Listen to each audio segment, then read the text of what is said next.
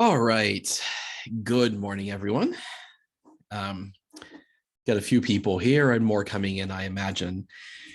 All right. So if you have not seen the announcement on campus, I'm very, very, very sorry for the sort of confusion and back and forth. The university has been quite poor with its messaging and communication on policies. And it finally yesterday they kind of decreed from on high the format the classes should take. So regardless of the poll we did, the result is from the university is that we need to switch to in-person, though a hybrid option is still fine. So starting next Wednesday, we are going to be having courses or the lectures in person at Alphonse and Lindholmen, though I will continue to stream them online and of course watch the Zoom chat and all of that. So, if you're not comfortable coming in person, you are more than welcome and more than encouraged to watch online and continue to ask questions. And of course, I will pay attention to the chat and make sure that those are answered, make the experience as good as we can. Only downside is that we will no longer be able to record the lectures, so you'll have to watch them in person, or there are some videos I'll make sure get posted from last year, which will be pretty similar, but there will be some changes. So it's better to come in person. But if you miss one, you could watch an old video. Are there any questions on that? Oh, and the exercise sessions on Friday afternoons, those will continue to be online. If nothing else, some of the TAs are currently not living here in Gothenburg and may have to come back later on. But if nothing else, making sure that they're available means it should stay online, and it's just easier to answer questions and hop between the breakout rooms and all of that in an online form. So the exercise sessions will be online, but the lectures will be in person and live streamed at the same time. And as always, our goal is to be fairly flexible and fairly accommodating. And if you have any concerns, please, please, please let us know. All right, everyone good? Any questions before we get started for the morning? Okay, then let's get into it. So the focus today is to shift away from system testing and actually dive down into lower levels of testing and unit testing. A lot of the process of coming up with test cases is the same, but there's a little bit of a different focus, and we'll cover that. We'll also talk a lot about test automation today, right? What to do so that you can just run test cases without a person having to sit there and interact themselves. So we'll talk about writing tests in JUnit, which means you can run them over and over again as little blocks of code, as well as executing tests as part of a build script and how you write a basic build script and what a build script even is. So as you likely recall, we can break down testing into these independent stages that we stagger throughout the development process. And these stages are largely built around different levels of granularity within the system under tests that we're building. So if we look at that system from the outside, it's this black box. Input comes in, output leaves. It has some interfaces in different forms, an API, maybe command line interfaces, or maybe a graphical interface. But of course, within this system, there's a lot going on inside that we may not observe as a person using a system. Right. And within the system, at least at an initial level, calls to an external API will get routed to one or more independent subsystems or services within the software as a whole. These might be collections of classes. These might be standalone programs operating on their own within a system of systems, but each has their own interface, and those subsystems communicate with each other through those formed interfaces, whether that's an API or whether that's a class that's designated as the head of that subsystem. And of course, within those, each subsystem is going to be built of one or more individual standalone units, where when we say a unit, often what we mean is a class or maybe a small collection of classes that cannot be separated from each other. Or if we're talking about a language like C, this would be like one C file. right? But it's a deliberately built collection of low-level functionality. It's the smallest isolated piece that we can operate with on its own. And those units work together with their own individual little functionalities to produce the larger functionality offered by a subsystem, and then ultimately at the end from the system as a whole. We talked before about testing at the system and subsystem level, really testing through a designated interface. Today, we're going to shift to that lower level and talk about unit testing of those small individual pieces. Unit testing is the bulk of your testing, right? It's the process of testing the smallest isolated piece that can be tested on its own. Sometimes people take this to the extreme and talk about unit testing as being really at the individual method level, but most often what you're talking about is one class and its methods, or maybe a small set of dependent classes that can't be separated, but it's usually one class because most classes can operate to some extent on their own. There's a big emphasis here on that alone, on that isolation part. Classes are often very tightly interconnected with each other, and when there is a problem, it's often very hard to figure out exactly where that problem is coming from. You know, if given that classes do generally call each other often, right? You might have a fault in one class, or it might be in a different class that class calls. And it gets harder to isolate issues the more dependencies you have to deal with. So it's in your interest to try and test units in as much isolation as possible. How this often works, because classes are rarely completely standalone, is that you perform what's called mocking, where you fake the results of calling methods of other classes that you're not currently testing. You just return a preset value instead of actually calling another class. Now, as you test more and more individual classes on their own, you can start to integrate them together, where instead of faking the results of a class you call, you just ensure that you test that class first, and then you test classes that depend on it. But in any case, when we're testing a class, our test input for unit tests, those should be calls to methods with different input parameters. And then our test oracle, our judge on whether the results of the program behavior are correct or not, is generally made of one or more assertions, properties that we impose on either the output of a method we've called, or on the variables of the class that we're testing if it has class level variables that it writes to and reads from. So if you're writing unit tests for a class, your test should, in general, test all the jobs associated with that unit. This is like in system testing, we talked about independently testable functionality, where an interface offers certain functions you can interact with. Well, for a class at a basic level, it's going to have some responsibilities. Now, those can be its methods, and often are, but sometimes you have methods that are dependent on each other, in which case the job might be a combination of one or more methods.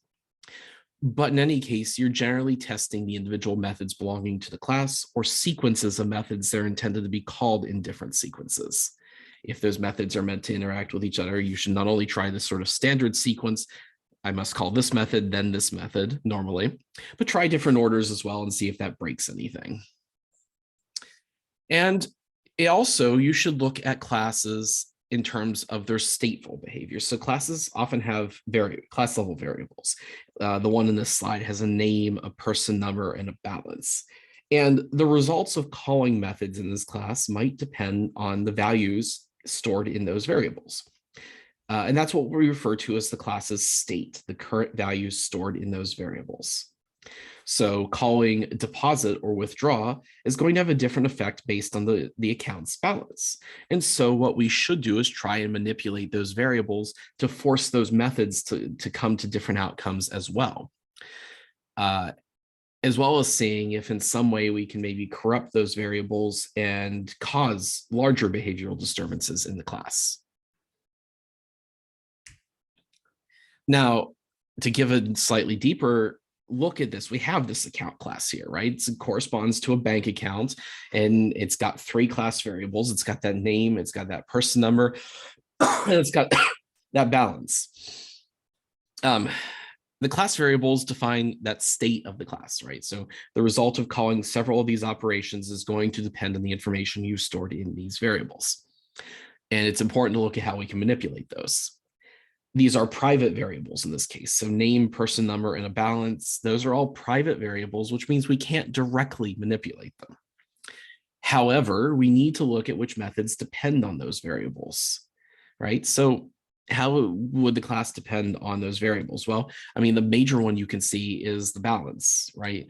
And withdrawing funds is going to depend on the balance, right? If you try to withdraw more than is in the account, that's going to be a problem. If you try to, likewise, depositing, depends on the balance. What happens when you deposit money into this account?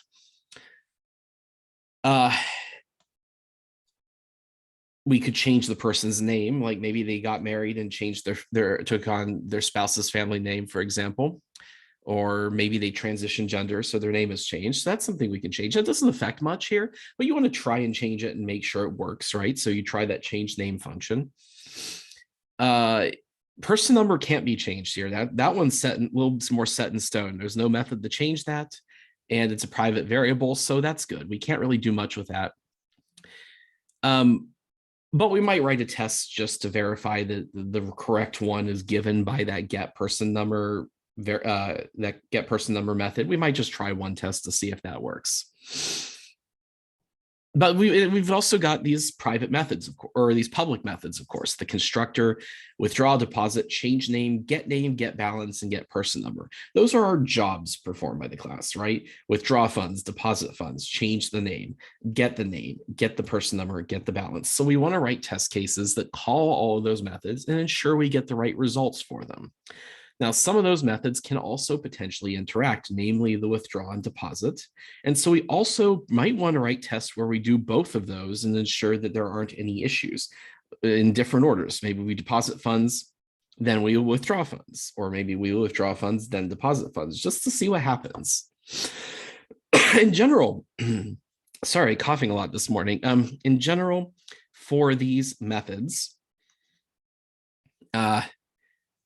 what we want to do is look at the different outcomes we can get from them and try and hit those different outcomes, right? This is just like with system testing. This is the same process of thinking about what do we control when we test this unit, and what are the different types of values we can apply to the input to get different outcomes from calling one of these methods. So, maybe we would try withdrawing a normal amount of money less than the balance. Maybe we try withdrawing greater than the balance. Maybe we're going to try and withdraw a negative amount and see what happens there, right? That shouldn't add money to our account.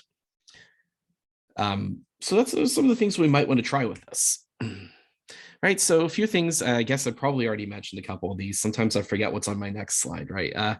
Even though I could theoretically see it. It's a little small, but all right. In any case, some of the tests we might want to write, we might want to try just run the constructor and verify that the right fields are written in, of course.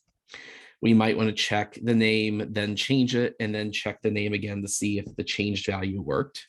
Maybe we'll check the person number is correct. Maybe we'll check the balance, then withdraw money, and then verify the new balance.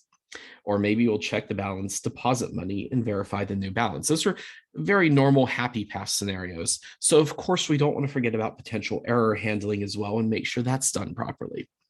Try and withdraw more money than is in your balance. Try and withdraw a negative amount of money. Try and deposit a negative amount to see what happens. Maybe you'll try withdrawing or depositing a very, very tiny amount to see if there are rounding errors, because those are quite common. Could we change the name, for example, to a null balance or to a null reference? Could we set some kind of malformed name or try and a malformed budget or something? So basically, are there any rules on what defines a valid name? Can we change a name to like a curse word or something? Right, so some things to think about here.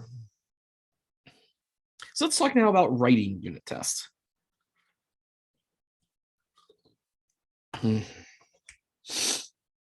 Right, we've talked a little about general processes for writing test case. That process for writing system level test case, it's a very generic process. You can always apply it, but it's one that's a bit of an abstract. It's what you do before writing the code for the test. So except for Postman, that was a very concrete framework, but so far we talked about writing tests as more of an abstract process, and we've not really talked about how you actually run those tests on the code. Now, at the system level, you can, of course, run the code and check the results by hand. And exploratory testing, you absolutely do that. But otherwise, in general, this is not something you really want to do a lot of. It's slow, for one thing. If you have to actually boot up the full system and interact with it and wait for a response and then check it yourself, it's a very slow process. But also, people are expensive. We pay people a lot of money, right? To do, and we should have them do important things. And also, people are kind of error prone. Eventually, your attention starts to wander. If I showed you 3 or 4 test cases, you could absolutely tell me that the answer that the computer gave you is correct or incorrect. If I showed you 30 test cases, do you think you'd get all 30 of those correct? You might not, right? The caffeine's going to wear off. Your mind's going to wander. Eventually, you will make mistakes. And we could potentially make different judgments when we run test cases, especially if it's a fairly complex system. So the thing to keep in mind is that test design requires effort and creativity. It's a very human involved activity, except for some specific circumstances. Humans are still required to write test cases, right? There's some good automated methods. We'll actually talk a little about that later. But generally, humans are needed to write test cases, especially for fairly interesting or complex scenarios. But test execution does not require that kind of level of human effort and creativity. It's a more mechanical process. Execution of test cases is something that is generally as mechanical as compiling the latest version of your product, right? We want to make testing as easy and repetitive as possible. And consistent as possible. And test automation is how we do this. So test automation is when we develop software itself to separate the repetitive aspects from the creative aspects of testing. Automation gives us control over how and when we execute test cases, right? We could control the environment through test automation. We can create certain environmental conditions that might be hard for a human to set up. We can set up the program exactly as we want it to be before the scenario we want to run. And we can set the program up in certain preconditions. We can control the networking, we control the hardware resources, the load, put up the system in a specific state with specific data and account information we want to run to check certain scenarios. We can perform automatic comparison of the predicted and actual output by embedding some expectation of what the output should be in there. So we don't have to have a human judging the output of every test case. And also importantly, we get automatic re-execution of test cases. We can run tests over and over again as the code evolves. And often we do. Often you have tests that you run every time you check in code to your version control system. The simple fact is that testing cannot wait for the system to be complete. That is why we, among other reasons, why we need unit testing. Testing each of these classes stripped out from the rest of the system to make sure it works. We can't wait for the system to be complete to do system testing alone. We need to start early. And the component to be tested, the unit, the class we're testing, must be isolated from the rest of the system, instantiated, set up as we want it for testing, and then driven using method invocations.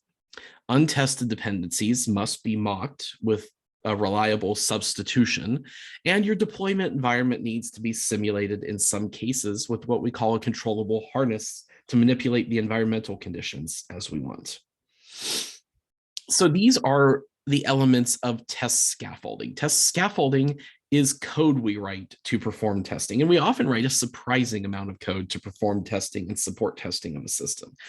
Sometimes you write, like there are estimates that for some companies, very complex projects, that your testing code ends up being about half of the total code you write for the entire project. Often it's not quite that much, but that's not unrealistic either, right? Test scaffolding then is code you write to support testing, support running tests, support setting up the system in a state you want it to be in, to support isolating parts of the system from other parts. This is generally temporary code. It's not usually part of your final product. It's stuff you're going to throw away in the end, but it makes it possible for your final product to be robust. It allows you to test before all components are complete. It allows you to test components independently, and then it gives you control over your testing environment, which is very important. The ability to set up the system in the state you need to run a test, to control how components are tested, and to tear it all down, clean everything up, and prepare the system for the next test. So some of the common pieces of code that we write as test scaffolding include what we call drivers. Drivers substitute for calling elements of your program or the main program. And what they do is they just call directly into particular classes of your program. The most common form of this is a test case, right? So it's called a driver because you interact with the software and make it do something. It drives the software. Every test case is a driver. It's in making the system do something, but you also might have other code that interacts with the system as well and makes it do certain things. But in any case, the code we refer to as drivers, including test cases, initializes objects and calls them. It sets up the oracle, and it initiates the result comparison between your predicted and actual results once the test runs. Harnesses are code that substitute for part of the deployment environment. For example, this actually often comes into play quite often if you're testing an embedded system, where you might simulate the platform it's going to run on or simulate hardware elements, because you're usually testing an embedded system on them at first, at least, on the machines you're developing the code on. And before you start loading it onto hardware, by the time you're loading it on a hardware, you have an idea it's at least not going to blow up or anything like that. So you might simulate hardware readings or simulate environment readings. If we're building, say, a pacemaker, right? A pacemaker regulates the beating of the heart. That might need simulated heartbeats to react to. So you would write some code to perform that simulation or use existing simulations. When you're testing a component with a networking component, you might simulate networking conditions or load conditions so you can try out different connection conditions or different number of concurrent users as well. Then you have stubs or mock objects, and these are substitutes for functionality that you don't trust or that hasn't been tested yet. What they do is they just pretend to be the part of the system that you're not currently using. And usually what that means is they just provide some preset response back. So if we were creating a mock object for a thermometer, rather than giving you the real temperature reading, it would just constantly tell you that it's the same temperature. It's 30 degrees out or whatever. And in addition, we might also write code for additional support for recording or managing test execution. So here's how this all sort of looks together. And to just really drill this point home, the driver instantiates your system objects. It performs setup. It initializes variables. It initializes parameters. It activates the test, and it tears everything down and cleans up when you're done.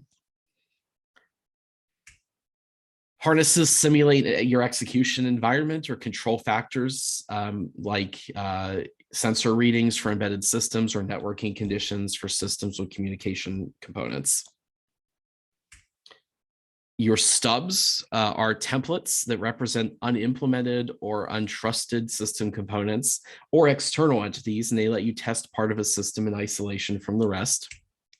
And then your oracle, of course, checks that correspondence between the expected program behavior and what it actually did when you ran the test case. We perform a comparison between the expectation and the actual output, and we issue that test result in the end. Any questions so far? Everyone's still good? So again, to write in a test case, we need to address 5 items. These are our input. What methods are we calling and what values do we provide to their parameters? We need a test oracle or the expected output. We need an idea of what should happen when those methods are called. We have initialization steps that we take to set up the system, any values we provide to variables and whatever, and so on.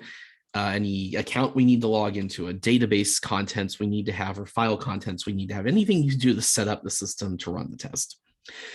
Then you have your actual test steps, which are where we apply the input, capture the output, and perform that comparison to our expectations.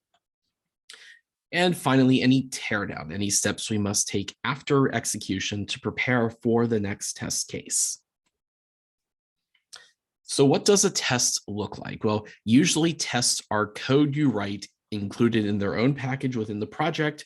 They're written in the language that the project is in usually, and that can be executed and perform that series of steps we talked about: setup, execution, comparison of the expected and actual results, and cleaning up for next time. Most languages have their own toolkits for writing these tests. In Java, the most popular by far is called JUnit. There's also ones like Test Engine in Java as well, but the most popular is called JUnit, and IDEs like IntelliJ and so on all have support for JUnit fairly well integrated into the development environment, right? It's kind of expected as a professional developer that you can write unit tests. So writing tests in JUnit is basically as easy as writing a little bit more Java code. You just need to learn a little bit of special syntax that's provided by the JUnit framework. And what you often do as a start is you choose your target unit, right? Some unit from the code base, some class, right? And then in your test package, you create a corresponding test class where you write a series of test cases as methods in that class. So to give a simple example here, we have a calculator class. It has a single method called evaluate. It takes in a string. And what it does is it splits the string around plus signs and adds the numbers together to return the results. So I have no idea why you'd ever write a program that took a string and turned it into a mathematical expression, but this one does. It wasn't my example. I got it from somewhere else. But in any case, we have this class and we want to test it, right? We want to provide some input to this evaluate method and make sure it works as we'd expect. So in JUnit, each test method is marked with this @test annotation. This tells the compiler as well as the JUnit framework that this is a test case, right? It's just it's a little identifier in there. Your test case itself is usually named starting with the word test, and then some context for why you're performing this test. So generally it's maybe a scenario. And as well, first of all, it's the word test, then it's whatever you are testing. So that might be a job or a feature of some kind or a method name. So here it might be test evaluate, and then a little bit of context. So we might test evaluate with a good input, we might test evaluate with null input, and so on. The idea here is that your test cases should be fairly explanatory, starting from the name and working your way through. Just part of writing code that documents itself in a way. You then generally define inputs, try to run the function with those inputs, and examine the outputs. There's a special call provided by JUnit called fail that will declare the test a failure if you get to that line. Oh, if you do postfix expression to string, yeah, string to mathematical expression makes perfect sense. Yeah, there's definitely scenarios.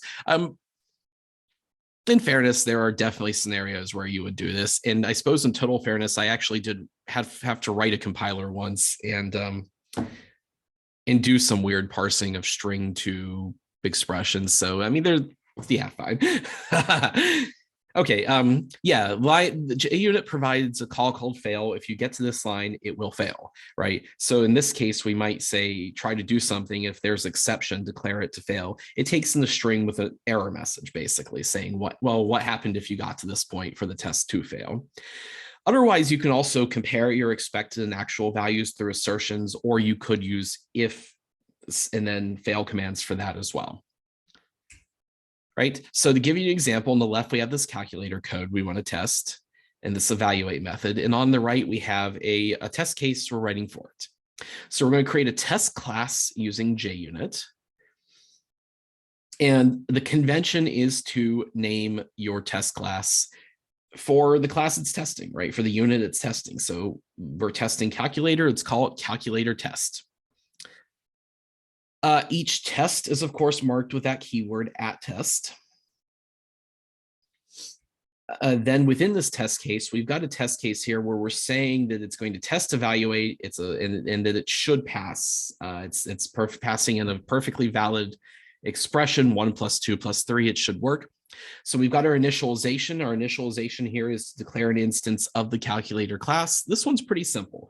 In more complicated cases, you might do things like log into a system with a particular account, or you might set initial values for class variables just to get it in a particular state.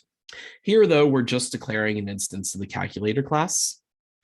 Our test steps are to call the evaluate method with our input and to perform an assertion on the output. So our input specifically is a call to the evaluate method with the string 1 + 2 + 3.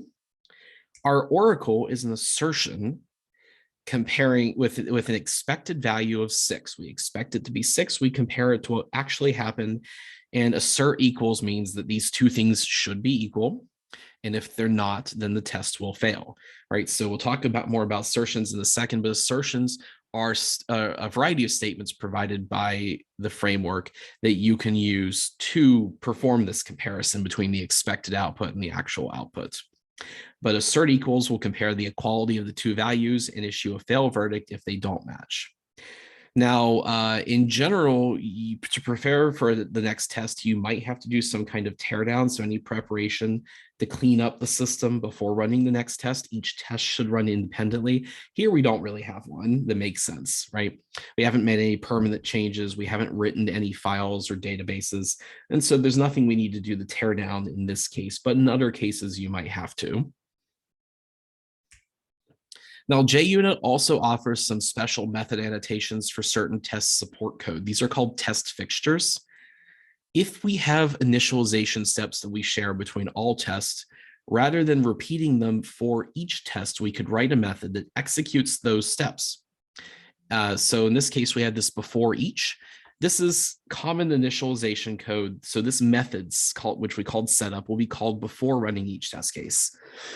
Like I said, this might be done to perform initialization that's shared between all of your test cases. In this particular example, it initializes this registration class and sets the current user. So it's logging into a particular account. So anything here, this is anything you want to do before you run a test case.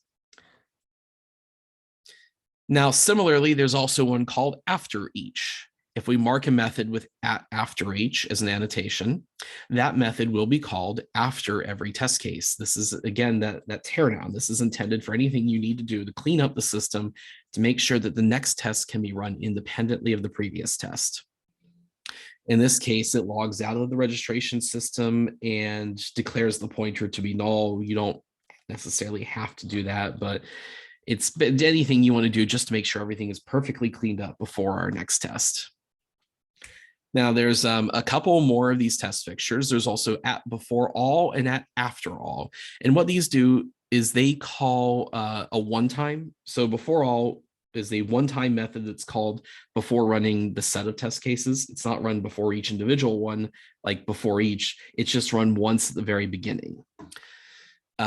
So any initialization that would have to take place before you run any of the test cases. Similarly, after all is some teardown that's done after all tests are performed. It's called once at the very end of running all of your test cases. These are pretty rare, but sometimes you need to do certain setup ahead of time or clean up afterwards. Now, within your test cases, you use these assertions as kind of a language of testing. What they do is they let you embed your expectations on the program behavior in the test case and make that determination of pass or fail for your test cases. Kind of your bread and butter in writing your unit tests. They're constraints that you place on the output. So assert equals and assert array equals are where you can make that direct comparison of expected and actual outputs.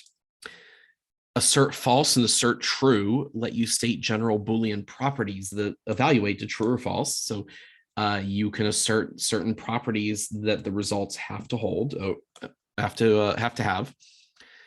For instance, if you add two positive numbers, well, you can assert that the result will be positive, even if you don't know the exact value of that. Assert null and assert not null basically check whether a pointer is to a null reference or not. Assert same and assert not same check that whether two objects are clones of each other, whether they point to the same memory space. And then there's some others that are a bit more complex and allow more sophisticated checks on the contents of the output. So let's talk about each of those. Assert equals is probably going to be your most common. And this is very straightforward. It does the expected output match the actual output. So it takes in two items and it basically calls Java's equals method between them. It compares their values for equality. The reason I mentioned that it relies on Java's equals method is that it's very straightforward if you're comparing primitives, if you're comparing like simple Java data structures to each other, those are fine.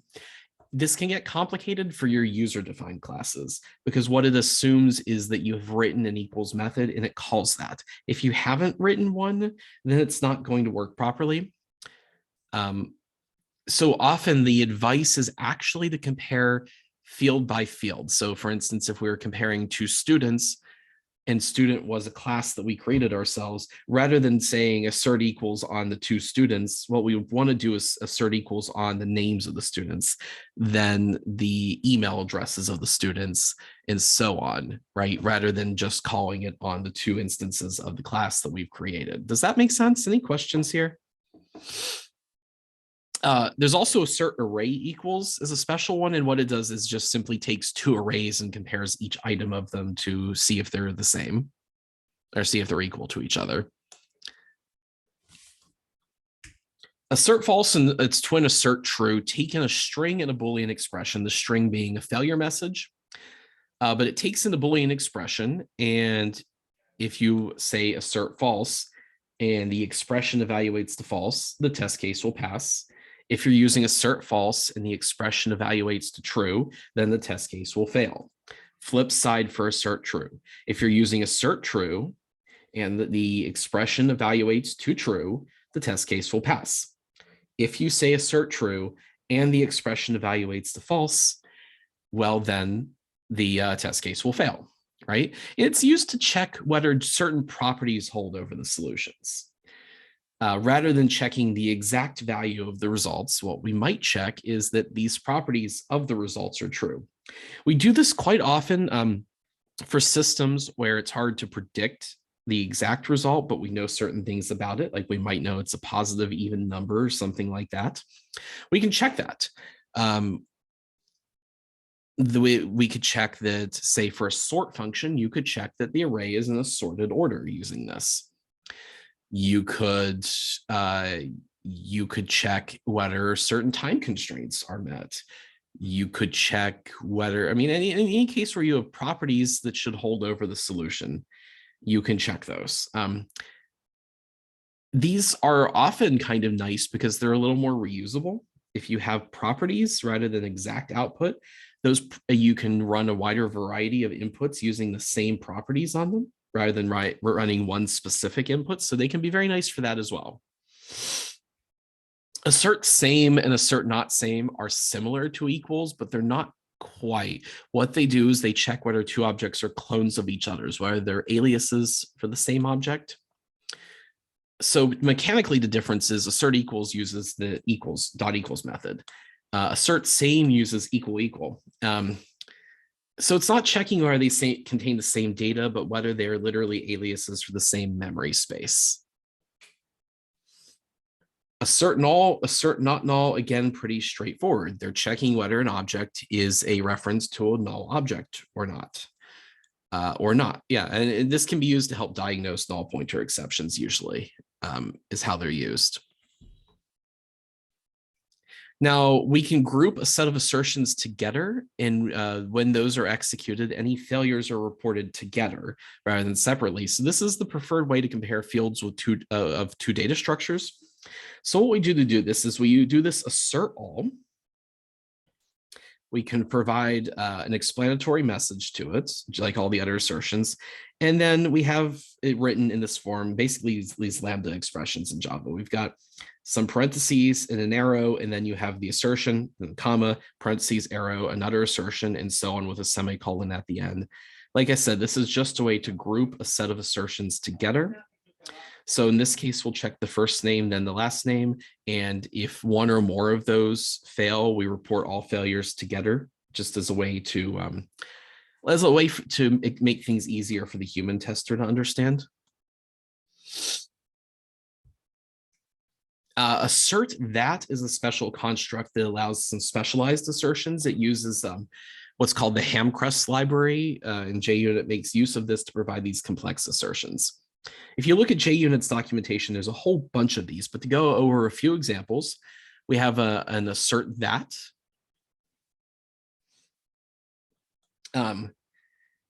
To start, and then within that, we define these expressions. Both is a construct saying that two properties must be met together. So in this case, we're saying that this string contains both A and B is how this works. All right, so we pass in the string and we say it must contain both A and B. This second one checks whether a list has certain items in it. So we pass it in the list, which is an array. We call an asList method to convert its format, contains the strings 1, 2, and 3, and we're checking that it has items 1 and 3. Every item says that all items in the list have to match a property. So we again pass in the list that's contains fun, band, and net, and we're going to assert that every item must contain the string n. Again, you can look at JUnit's documentation for a lot more on each of these. This is just to give you a few examples to get started. All of says the set of listed properties must be true. So for this string good, we assert that the string must be equal to good and must start with good in this case. We can put a not around any of these. So, now what we're saying by putting a not around this one from the previous one is that all of these properties are true, the test should fail. So this string, so in this case, we're saying, that if it's equal to bad and equal to good, then there's a problem. The test should fail. Obviously, that shouldn't be true. In this case, any of says at least one of the properties we list must be true. So it must be either equal to bad or equal to good. Both would actually be fine, but at least one of these has to be true. And then finally, either says that we can give it two properties and it'll pass if either one of those properties is true. Right. So it'll pass if this particular number is, well, there's a not also. So if it's not equal to 3 or equal to 4, this number is fine. Any questions? Everyone's still with me? Now, we can also check in a couple of different ways for particular exceptions being thrown, and we use quite often. So this code should throw an index out of bounds exception because what we're doing is we're calling get on an empty array list, right? It's got nothing in it. The get should not give us anything. It should throw an index out of bounds exception. So there's a couple things you can do. Assert throws is a way to check whether the particular exception is thrown. So assert throws, and then we name an exception, and then we call within this lambda expression, we call the code we want to run. So within this, we're going to call new array list.getZero, and we expect it to throw an index out of bounds exception. Now, then from there, this tells us the right exception was thrown. We might want to check further that it was for the reasons we expected. And for that, what we do is we would check the exception message. So we could use assert equals to also check the exceptions message or other contents of the stack trace to make sure that they contain what we would expect. And what we'd expect here is that the exception message was index 0, size 0, because we tried to pull something from the 0th index. Now, a good way to test performance specifically in terms of speed is what's called assert timeout. Assert timeout imposes a time limit on an action. It can be defined using in milliseconds, seconds, minutes. I think even hours is in there too, but most commonly milliseconds, seconds, and minutes are what you use here. What you do is you call assert timeout. You provide the time limit. And so in this case, we expect that this code will complete running within 10 milliseconds. And then we have the code within these brackets. And the code here is to call this process method of the order class. All right, so we call this and we expect it to complete within 10 milliseconds. In the second case, we impose a limit of 2 minutes. And we're going to call this greeting method. Right? It should come back with the result within 2 minutes. We also have a second assert equals on the contents of what comes out of that method.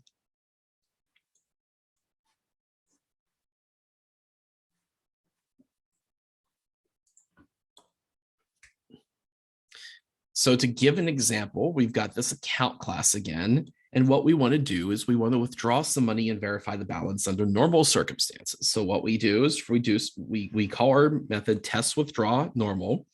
So it's testing the withdrawal method with normal, with under normal conditions. We have some setup where we declare a new account, the name, person number, and account balance. We're going to withdraw 16 crowns from the account or euros or whatever. We're not declaring a currency. So we're going to withdraw 16 of whatever the currency is. We're going to call the withdraw method with that amount. And we're going to get we're going to get the balance back from it. Right. So withdraw is presumably a void method. It doesn't return any output on its own. So to check the result worked, we're going to check the account balance. We expect it to be 32.5. And so then we're going to use this assertion to compare the expected and actual results to see if they match what we would hope would be there. And here's the second case, a nice error case where we're going to try and withdraw more than is in the balance. It should throw an exception with an appropriate error message, right? So we're testing the withdraw method, more than the balance. Our setup, we're going to set the account as before with 48.5 currency units. We're going to try and withdraw 100, more than what's in the account. We're going to then assert that when we call this code, we're going to assert that some exception is thrown. When here in this case, we don't declare which exception, just some exception. And we're going to check that its message was amount 100.00 is greater than balance 48.50. And one more case, we're going to withdraw negative amounts from the account. Again, we declare our accounts and we try to withdraw a negative 2.5. And what we expect, again, is that this throws some kind of exception. So we're going to assert that there is an exception thrown. We don't care which one, just that some exception is thrown. And then we're going to check its error message. You can't withdraw a negative amount of negative 2.5. Make sense? Are there any questions at all? All right, what we're going to do is go ahead and take a break. Let's come back at 11:15 and resume from there.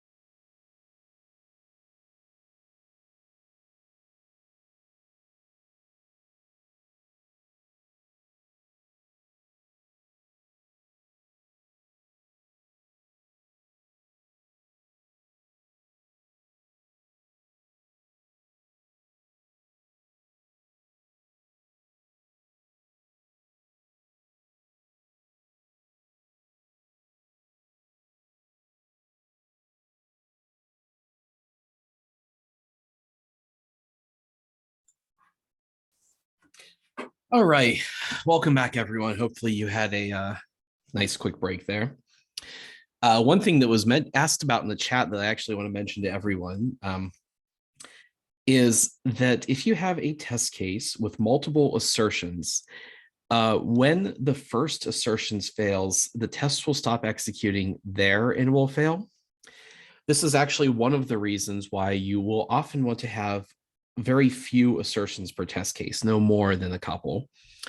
But yeah, whenever the first assertion fails, no more will be run after that. The test will just stop executing there. If there's any other questions, feel free to let us know at any time. So a few practices here.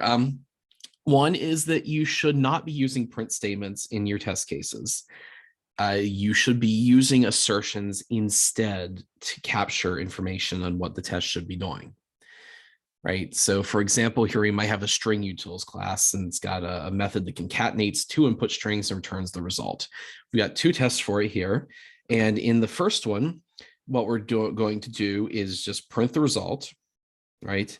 And then the second one, we use an assertion to compare the result to what we think should happen. The first test will always pass, as it has no assertions in it, and the developer would have to manually verify the output, which is not what you want to be doing here. The second one is good because we have the assertion to perform that check for us and tell us why something failed. If it does fail, the developer can check it then, but otherwise we don't want to take their attention. Now, some methods do not have deterministic results. Their output is not necessarily known ahead of time.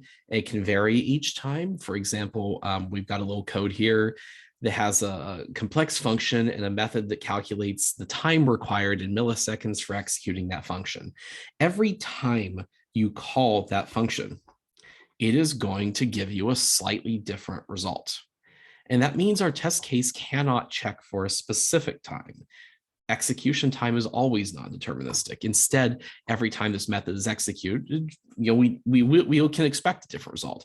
We want our tests to be deterministic. Tests for this method should not specify an exact time returned. Otherwise, they're going to fail sometimes. Instead, you want to check properties of a good execution of this method. For instance, that time should always be positive. It should not be negative or zero.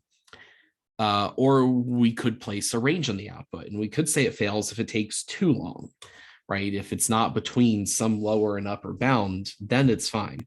But we definitely should not specify that it should take exactly 5 milliseconds to run or something that specific. Now, of course, remember to test your negative scenarios, test your error handling, test your boundary cases, in addition to the positive happy path. It's very easy to forget this. It's very easy to spend a lot of time writing test cases just to verify the normal functionality, and you need those as well. But it's good to test these error cases as well, right? See if the system can handle invalid data. See if it can handle malformed or null data, right? If we had, say, a function that read an alphanumeric value of length 8 typed by a user, beyond these alphanumeric values, you'd want to remember to also try non-alphanumeric values, try special characters, try blank values, try something smaller or larger than 8 characters, and so on, right? Similarly, you might want to write these borderline or these boundary test cases to test extreme values. They maybe should be fine, but you want to make sure they work. For an example, if a user is expected to enter a value between 1 and 100, try your 1 and try in 100 for those corner cases. Just to make sure that we don't have any issues right around those boundaries of valid input versus invalid input, right? And also, of course, your error cases, your 0, your negative, your over 100, and so on. Test one unit at a time when you're doing unit testing. When we try to test a unit of code, you focus on that. And when we test a unit can have multiple execution scenarios, and you should try to test each scenario in separate test cases. Don't overload any one test case with too much, right? If we have a function, that can take different kinds of input. We don't want to try our happy input and our error input in the same test case. You write separate test cases for the normal input, a separate test case for the null input, a separate test case for the malformed input, and so on, right? Because those can give you different results or throw different exceptions. And if something goes wrong, it's hard to tell exactly what happened within the single test. So don't overload one test case. That will help you in isolating and fixing faults. And don't use unnecessary assertions. In fact, you should generally limit your assertions, right, to what is exactly necessary. Remember, unit tests are basically a specification of how a certain behavior should work. They're not a list of observations of everything the code happens to do. So don't try to assert everything. Focus on what you're testing and the goal of what you're testing and its requirements. Aim for each unit test method to perform exactly one assertion, or maybe two if needed. In the case of like checking an exception and an error message, that's fine. But in general, try for one assertion per test case. Don't try to test multiple things in a single test case, because if it fails, you need to know exactly what went wrong and why. There's a question, is there a way to test that you get a normal distribution of random numbers, for example? Yeah, there's a few things that you can do. And there's actually some special libraries that can help with, for instance, checking whether your observations are from the right distribution. What you'd often do for testing whether you have a certain distribution is you take a bunch of observations from the program, right? You can't just do this with one. You calculate your mean and standard deviation, or you have other tests to see if this is a normal distribution. But there are ways to do that. And there's other properties you could use to test that kind of function where you don't know what exact output you get, but you know that the output should be following some kind of distribution or some kind of property. Try to make every test independent of all other test cases, right? Don't make a chain of unit test cases. That'll prevent you from identifying the root cause of any failures, and you'll have to debug the code. And it creates dependencies, meaning that if you change one test case, you now need to change any others that relate to it. So try to make sure that you clean up and that each test case is fully independent. Use those before and after methods to set up your prerequisites for your test case and to clear the slate for the next round. If you need multiple things to support different test cases in your before and after, like if you can't have a shared cleanup or a shared setup, then consider creating a separate test class altogether. And remember to create unit tests to check your exceptions, right? If an exception should be thrown, make sure it is thrown, check that you're getting the right exceptions, and so on. Now, what we often do, because unit testing has this focus and isolation, we create these mock objects as replacements for other parts of our systems, or likewise, sometimes we have code that drives the system and acts as a replacement for the calling element that calls into what we're focused on testing. Sometimes these mock objects are needed to even make a part component executable, if, for instance, if pieces of the system don't exist yet. Or at the very least, we will write these mock objects when we have dependencies we don't trust already.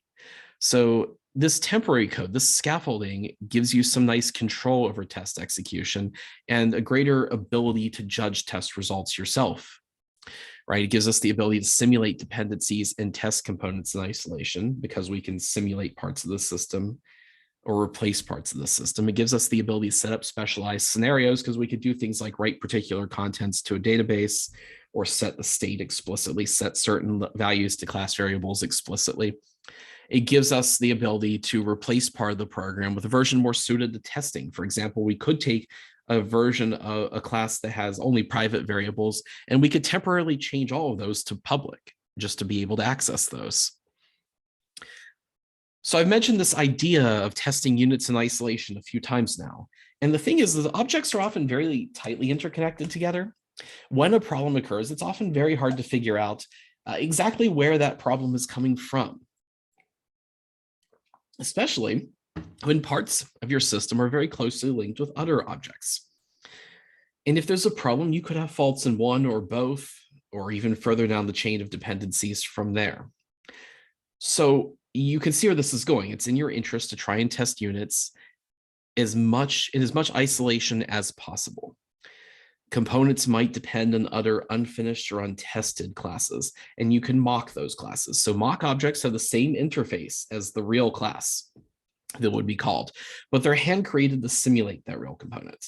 So for instance, your class might need to read from a non-existent database, and your mocked database might only contain a couple of handwritten data items. And so you don't need to depend on other elements of the system, other units or other components that may not be finished or may not have been tested thoroughly. Mock objects are often used to substitute in data or results that you know are right.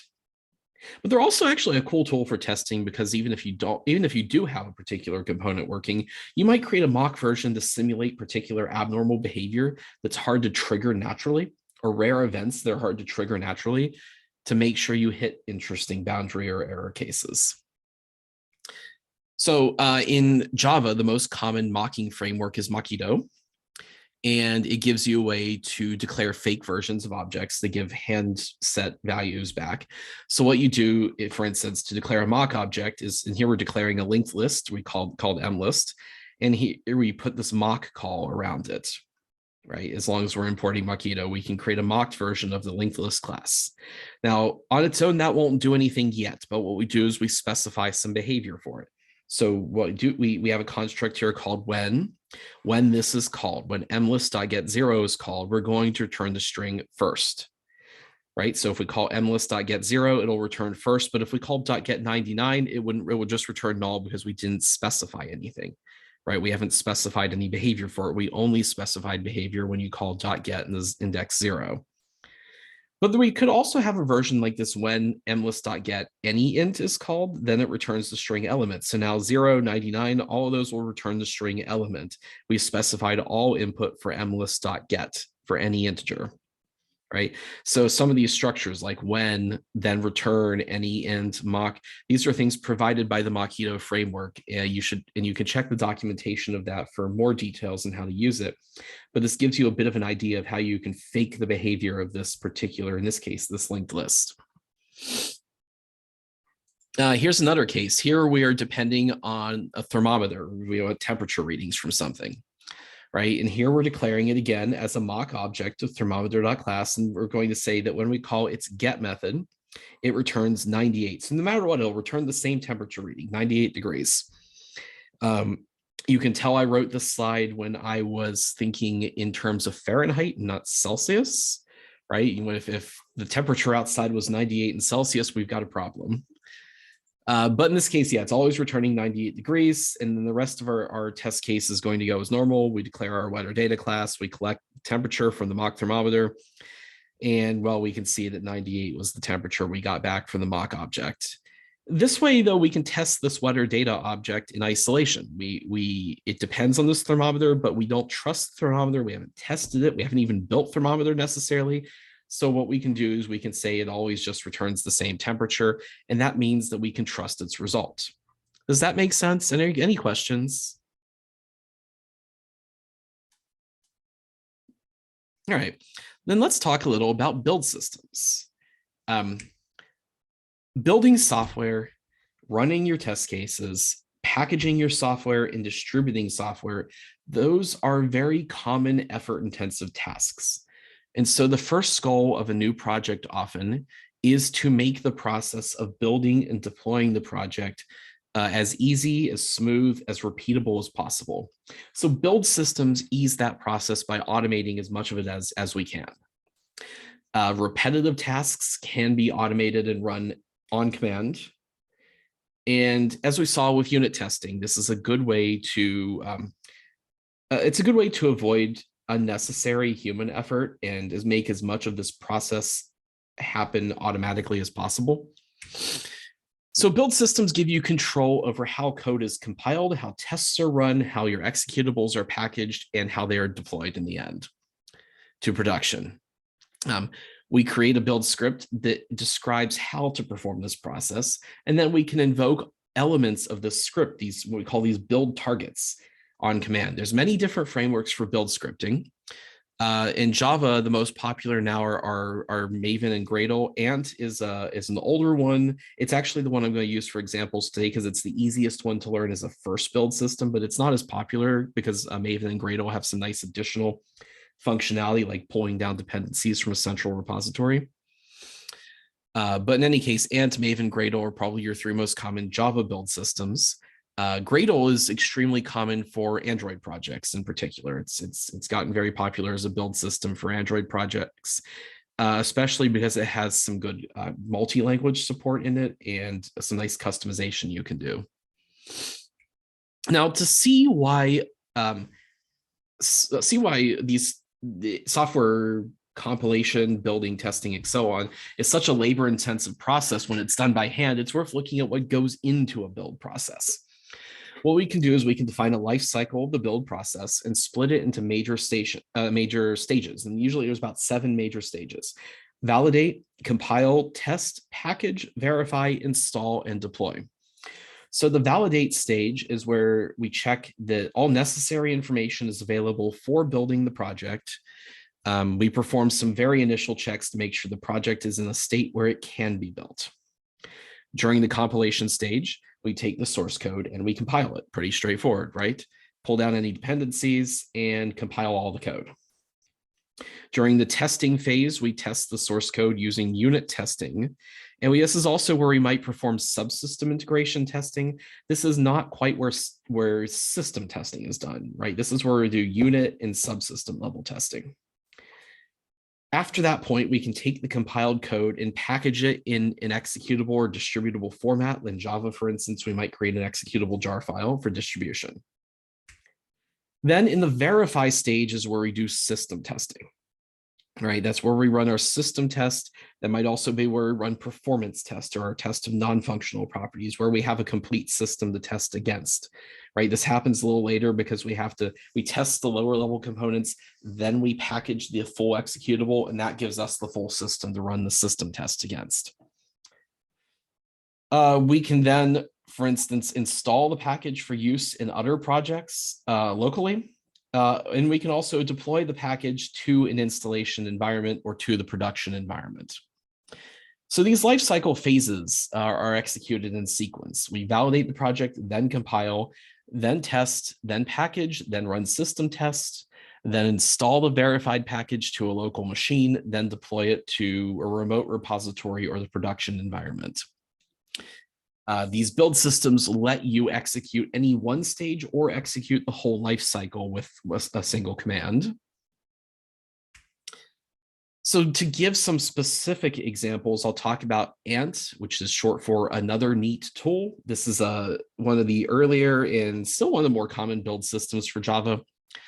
What we do is we create a build script in a specialized XML format that defines a series of targets corresponding to different life cycle stages, as well as other stages we define, jobs we perform during build that can be executed on command.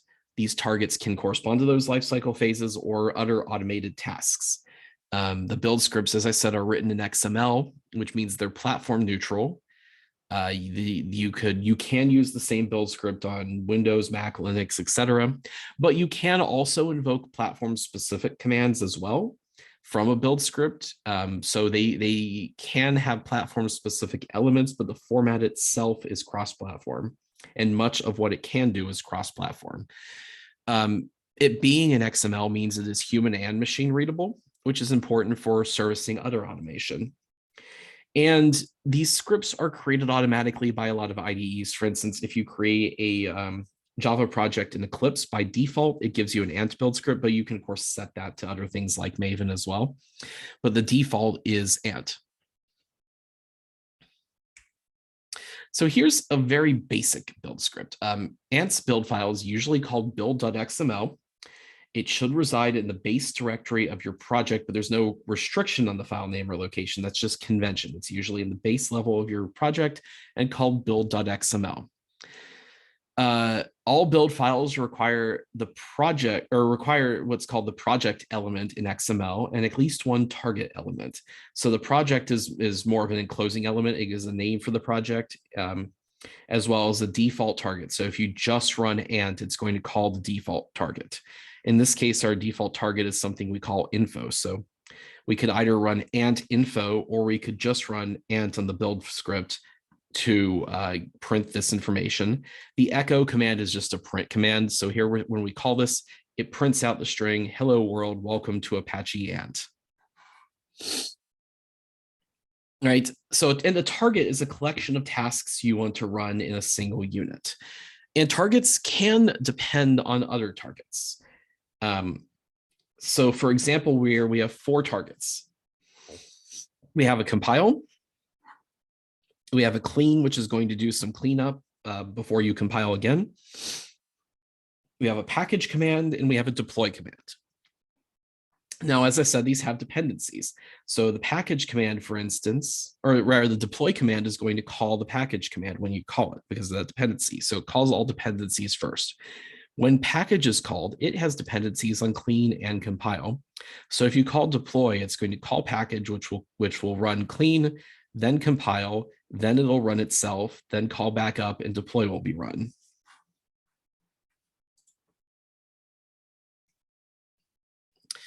Targets have various attributes we define. Name gives you, of course, the name of the target. That's our only required attribute for it.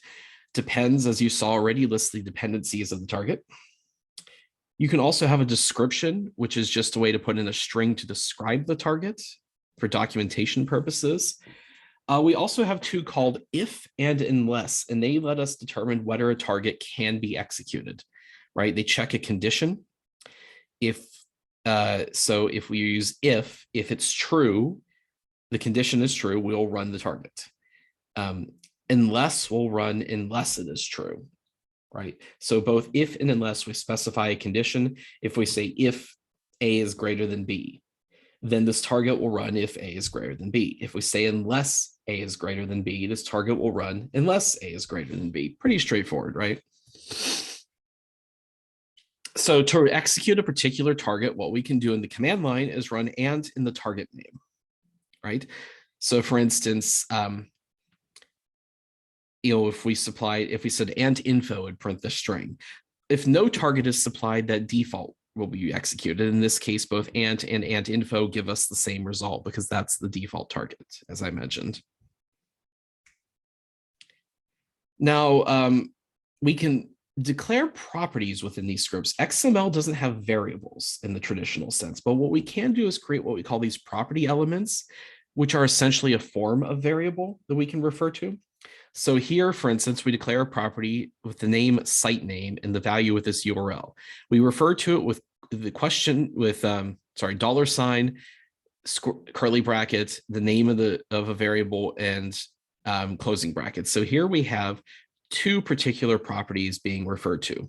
Site name is the one we defined here, right? Which has this URL for the value. So when it prints, it'll print this URL instead of saying $ brace site name close brace. Ant.version is a built-in property.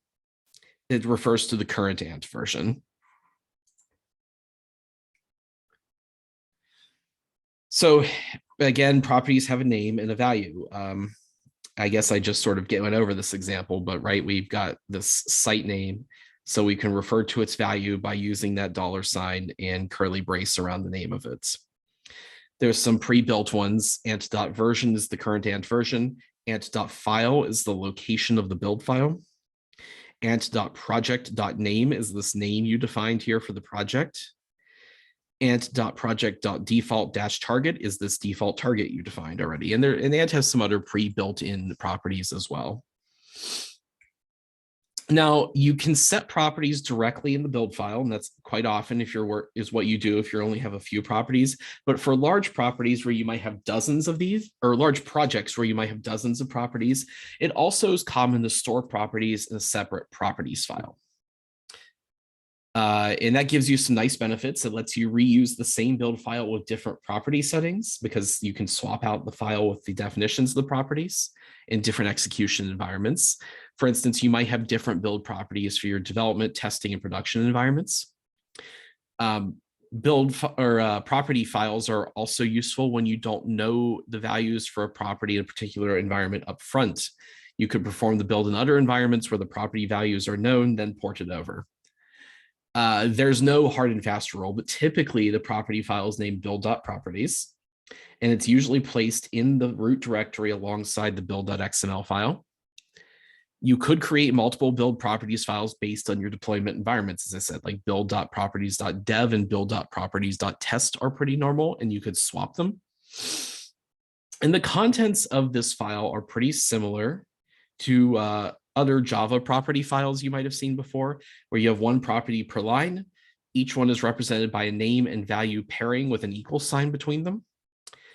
And you can also use comments with the hash character. Very often it's recommended those properties are annotated with comments to describe how they're used, just so that you understand when you go in and see this file what those properties are and why they're being defined. So for example here, what we might do is instead of defining the property for site name within this file, we store it in a separate file. So we declare that there's a property file called build.properties here. In this file, we have a comment saying that this is the site name, and we've, again, variable name equals value, so site name equal this value. And we also have a build version property that's set to 3.3.2, so we can refer to those in the build.xml file after we've imported them from the properties file. Is this clear so far? Everyone still with me?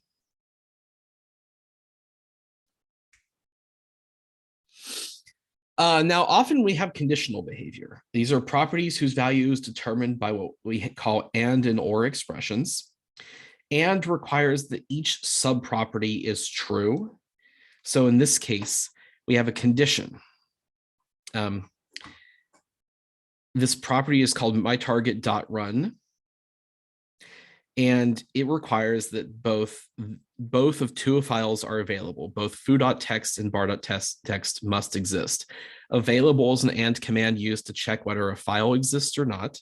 So what it'll do is it'll check that foo.txt exists, and this will become true if it does, or false if it doesn't. And so for this property to be true, myTarget.run, we check whether both files are available. If they both are, then this will be set to true. If not, it'll be set to false. We use this in this target myTarget up here, where it's going to perform this check, and will perform this target if this property is set to true after checking the condition. If we use or instead of and, it would require that one or more of those subproperties are true, right? So as I said here, calling myTarget.check will first run the target, will first check whether those files are available, and if they are, it'll be set to true if both files are present, and myTarget will only run if that is set to true. And to some other utilities that are quite useful. For instance, the file set utility will represent a collection of files. It's used as a filter to include or exclude files that match a particular pattern. So for example, here, the source attribute points to the source folder of our project. And it's a file set that's going to include all Java files in the source folder except those containing the word stub. This is a case-sensitive filter. So as we go through, what this is going to do is it's going to point to this directory. We say it is case sensitive or not, so we can set it to not be, but here's we're saying it is. It's going to go through this directory, * before a slash indicates go and check all subdirectories. So it'll check all subdirectories and get every file that contains .java at the end. Then it's going to filter that set again by excluding anything from any of those directories that contains the word stub with a capital S in it. If it had a lowercase s, it would include it still, so because it's case sensitive. But any file with a capital S stub in it is going to be excluded, and this will return a list of files that meet these conditions. The path data type is used to represent usually a class path. So in this case, the class path is set to a list of jar files and classes in the project. What we're going to do here is that this path will include any specifically named elements. So path element lets us specifically name elements. Specifically, it's going to have this j2ee.jar, which is pointing to the environment variable j2ee home. And then it's also going to include a file set in the directory lib with anything that's called dot with ends with .jar in any subdirectory of the lib directory. Right. Everyone's still with me. All right, so let's put all of this into action. And we can talk about building a project. So first we can declare some properties for the source and build folders. So source.dir, we're going to refer to the source folder. So anytime we refer to this, this is where the source files are. Build.dir is our target folder. This is where we're going to place files once we compile them. The master class path is going to hold the class path information, and it's going to include anything in the source directory /lib that's a jar file, as well as it will also include the build directory where we place compiled files. So our master class path includes any libraries or any jar files stored in the library folder, as well as any compiled class files. We have a clean target here, and this is used to clean up before a build, right, to prepare for the build process. So what it's going to do is it's going to pull up this file site that set from the build directory. It's going to pull anything that's .class in any subdirectory of the build directory. And then we see this delete command saying it's going to delete all the files that are in that set. So this deletes all of our compiled files. This can also do things like you could have this remove jar files, or it could remove temporary artifacts. So there's a question: is J2EE path you always call? No, this is one that is specific to the example. This is just saying it's pointing to a particular jar file, just to point to how you could point to a particular one. This is not something you always do. The important thing to take from this is this path element command, and then the path is pointing to where exactly this file is.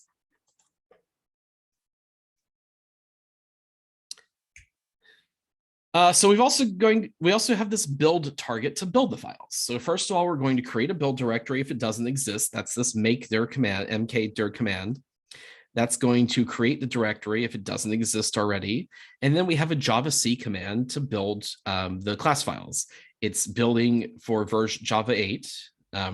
We specified here the source is written for Java 8 and should compile to Java 8. This can, of course, be anything else you want for a particular Java version. We point to where the source directory is, and we point to our class path. It will then compile those files, and it will place them in the build directory. This destination directory is the build directory. Okay. We also have a jar command, or a package command, a package target, and that package target calls the jar command. That's going to create an executable from the compiled classes, right? This is going to create util.jar in the destination location lib/util.jar. Yeah, this is essentially Java's version of a makefile. Any of these, a makefile is a language and technology agnostic form of build script, right? It's probably our oldest and most famous form of build script. So Ant is one way of doing this specifically for Java to make it a little easier. Maven, Gradle, those are also ways to do this specifically for Java. Not the most fun to write. Some are easier than others. I find Ant nice as a first one. It doesn't do as much as some of the others, but it's very easy to understand and start with. Makefiles. Yeah, makefiles may not be the easiest. More keep working on it. Yeah. Okay, so this command is used to create a jar file, right? You give a destination location, the directory where the classes are that you're working with, stating what it should include. It should include anything within this directory in the app util folder, and then exclude anything that includes the name that's anything called test.class. We also declare in this the main class within our manifest, as well as any other properties of the jars manifest.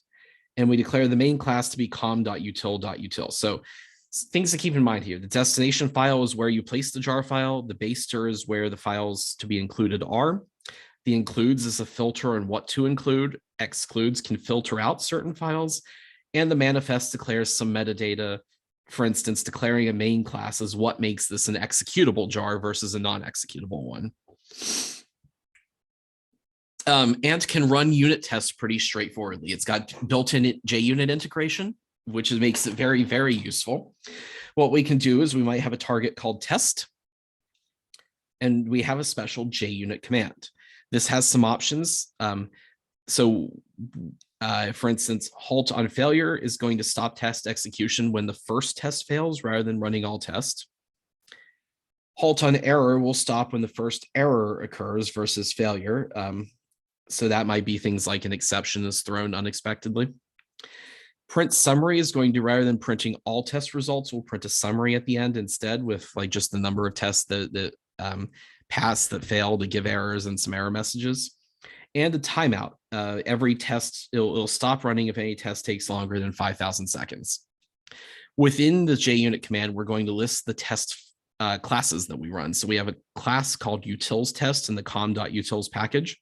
So we'll go and run that specific test class. If we want to run multiple test classes, we can have multiple lines with test name equals in the particular test class name. This makes running JUnit pretty straightforward, right? Are there any questions? Okay, so to summarize a little bit, test automation is a great way to lower the cost of testing and the effort in testing by making tasks easy to run and repeatable. It improves the quality because we don't rely on human effort. So will JUnit, there's a question, will JUnit always run tests top to bottom? I believe so. Yeah, I believe that it runs in the order you specify.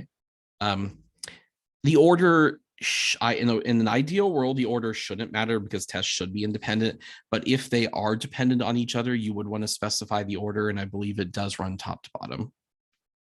Okay. Creating automation, that requires creating some code. That includes our drivers, which set up and run the program, which includes your test cases. Harnesses simulate the environments. They let you control environmental conditions like networking or operating system or hardware conditions and run the test in a particular way. Stubs are replacements for parts of the program that you don't want to rely on or that don't exist yet. And of course, our test oracles are code to check that the results of running input are what we expected. And test cases are very often written as code so that we can run them over and over again. Within this, assertions are a very useful way to examine the outputs, to specify those oracles, to check that the program is doing what we expected. Right, and keep in mind, testing is not all that can be automated. And in general, you want to automate a lot of project tasks. You want to automate compilation, installation, deployment, and so on. And Ant is a particular tool we can use to automate the build process. There's a question, what are stubs? Stubs and mock objects are the same thing. Here, I think, I wrote stubs here. I think I wrote mock objects in other places. Those refer to the same thing. Those are replacements for parts of the system that we haven't written or that we don't trust. So that's why, for instance, in unit testing, to test a unit in isolation, we often create a mock object for anything that class is going to call. Like I had the example earlier where you were checking the temperature from a thermometer, and we replaced the thermometer class with a fake version that always gives you the same temperature. That's a stub or a mock object. Those are synonyms for the same thing. Are there any other questions? Actually, a little ahead of schedule for once.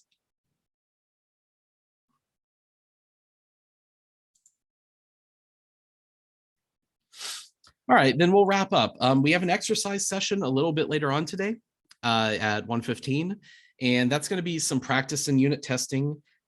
If you want to take part in the activity, make sure you have an IDE installed, either IntelliJ or Eclipse, and that you try and make sure you can run JUnit ahead of time. There's some instructions linked on Canvas on the resource page, so check that out. Then next Wednesday's class, we'll start talking about what's called structural coverage or code coverage. Which is a way of an additional way of writing test cases, of filling in gaps in your test suite and measuring the strength of your test cases. Assignment 1 due Sunday, be finishing that if you haven't.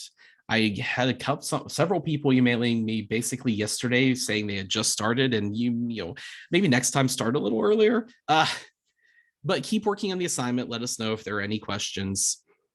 And assignment 2 is now posted. So if you are done, you can start taking a look at that. You can, that's on unit testing and structural testing. And I mean, now you could get started on the unit testing part if you wanted. If you missed the announcement before, because of a decision from the university and government regulations, they're kind of coming into play. We will not be able to continue in online only mode. So I apologize. I did the whole poll and everything. And then after that, they went down and told us what we need to do. What's going to happen is that starting next Wednesday, we're going to offer classes in a hybrid format. So they'll be offered in person in Alphonse and Lindholmen, as well as streamed online. We will no longer be recording lectures because of privacy constraints, but they will still be live streamed. So if you don't want to come in person, you can watch the live stream. And the exercise sessions will remain online. Okay, so those will not be in person just for a few logistical reasons. For instance, some of the TAs are working from outside of Gothenburg, so it's just easier for everyone if we just continue to do those online. But the lectures will be in person and streamed. Are there any questions before we're done for today? All right, then I will see hopefully most of you for the exercise session in a little bit. And as always, if you have any questions, feel free to let us know.